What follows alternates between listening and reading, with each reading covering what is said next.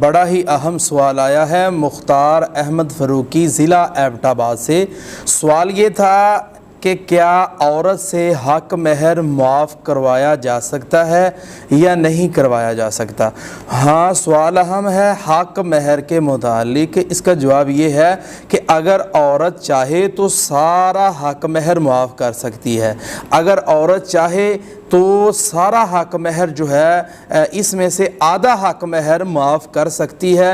ہاں، اگر چاہے تو سارا کر دے، اگر چاہے تو آدھا کر دے، یہ عورت کو اختیار ہے۔ یہ بات درست ہے اور قرآن و سنت کے مطابق ہے، لیکن جبراً کوئی شخص عورت سے حق مہر معاف نہ کرائے، جبراً کرائے گا تو وہ روز محشر اسے دینا پڑے گا۔ اس لیے دنیا کے اندر رہتے ہوئے حق مہر جو ہے یہ ادا کر دینا چاہیے۔